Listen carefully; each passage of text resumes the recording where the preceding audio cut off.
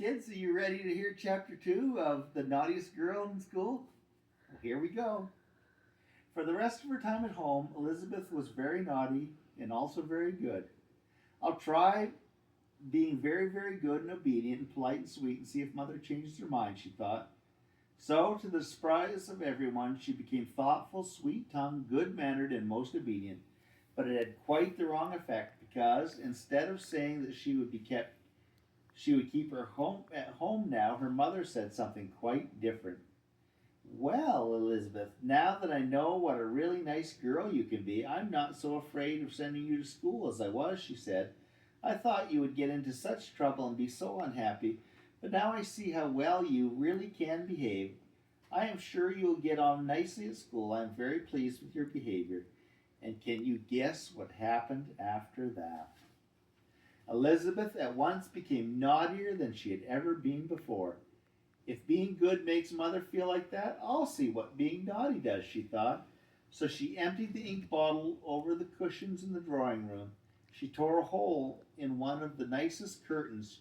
She put 3 black beetles into poor Miss Scott's toothbrush mug, and she squeezed glue into the ends of both Miss Scott's brown shoes so that her toes would stick there.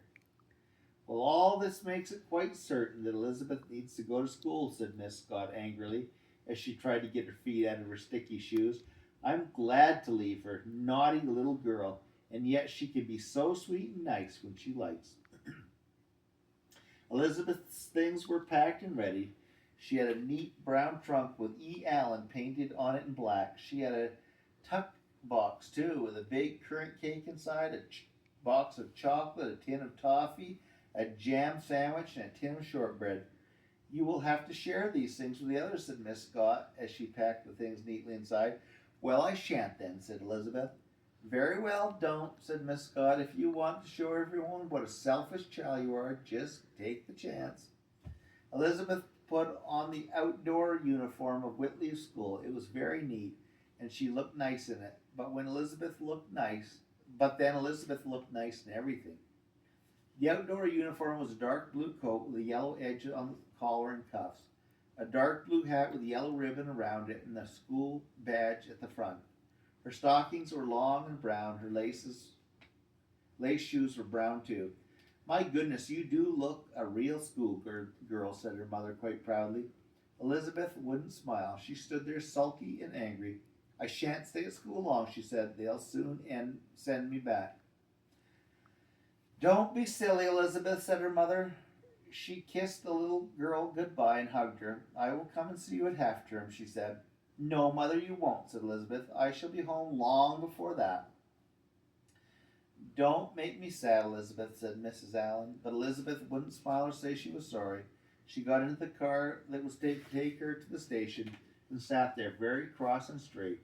She had said goodbye to her pony. She had said goodbye to Timmy, her dog, and she had said goodbye to her canary, and to each of them she had whispered the same thing. I'll soon be back. You'll see. They won't keep the naughtiest girl in school for long. Miss Scott took her to the station and then up to London in the train. She went with Elizabeth to a big station where trains whistled and chuffed and people ran about in a hurry. Now we must find the right platform, said Miss Scott, hurrying too. We have to meet the teacher there who was in charge of the girls going by this train.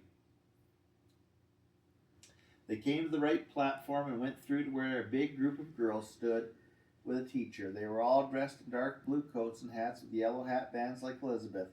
The girls were of all ages, some big, some small, and most of them were chatting hard. 2 or 3 stood apart, looking shy. They were the new ones, like Elizabeth. The teacher spoke to them now and again, and they smiled gratefully to her.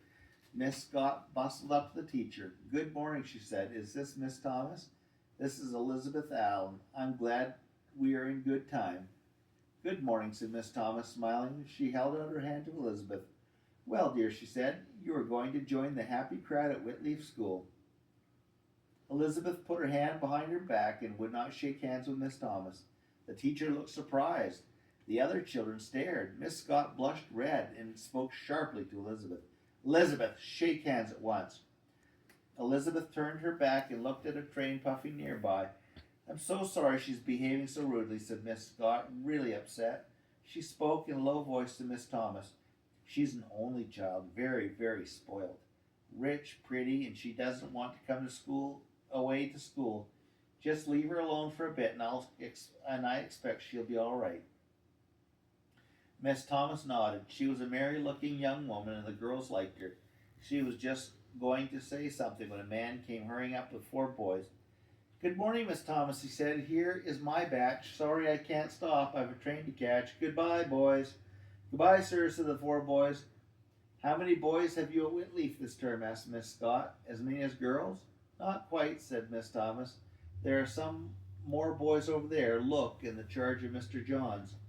Miss Scott liked the look of the boys, all in dark blue overcoats and blue caps with yellow badges in front. Such a good idea, she said, to educate boys and girls together. For a child like Elizabeth, who has no brothers and not even a sister, it is like joining a large family of brothers and sisters and cousins to go to a school like Whitleaf. Oh, they'll soon knock the corners off your Elizabeth, smiled Miss Thomas. Look, here comes our train. We have our carriages reserved for us, so I must find them. The boys have 2 carriages and the girls have 3. Come along, girls, here's our train. Elizabeth was swept along with the others. She was pushed into a carriage with a big label on it, reserved for Whitleaf School. Goodbye, Elizabeth. Goodbye, dear, cried Mrs. Scott. Do your best. Goodbye, said Elizabeth, suddenly feeling very small and lost. I'll soon be back, she shouted. Gracious, said a tubby little girl next to her. A term's a long time, you know. Fancy saying you'll soon be back. Well, I shall, said Elizabeth. She was squashed in a heap by the tubby little girl and another girl on the other side who was rather bony. She didn't like it. Elizabeth felt sure she would never learn who all the different girls were. She felt a little afraid of the big ones, and she was horrified to think there were boys at her school. Boys, nasty, rough creatures. Well, she'd show them that a girl could be rough too. The little girl sat silently as the train rattled on and on. The others chattered and talked and offered sweets round the carriage. Elizabeth shook her head when the sweets were offered to her. Oh, come on, do have one, said the tubby little girl, whose sweets they were. A sweet would do you good, make you look a bit sweeter, perhaps. Everybody laughed. Elizabeth went red and hated the tubby little girl. Ruth, you do say some funny things, said a big girl opposite. Don't tease the poor little thing, she's new. Well, so is Belinda next to you, said Ruth, but she does at least say something when she's spoken to. That will do, Ruth, said Miss Thomas, seeing how red Elizabeth had gone. Ruth said no more, but the next time she offered her sweets round, she did not offer them to Elizabeth. It was a long journey. Elizabeth was tired when at last the train drew up in a country station and the girls poured out of the carriages.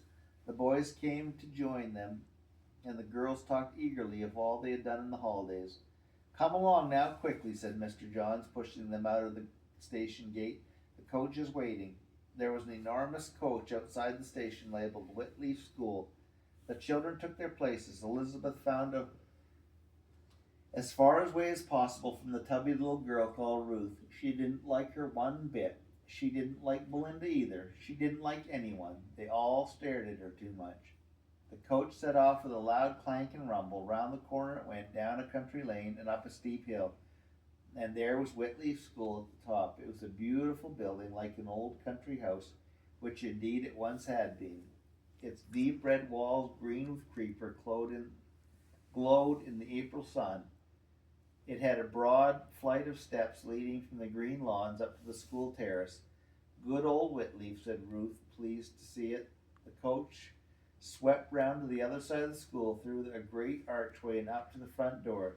The children jumped down and ran up the steps, shouting and laughing.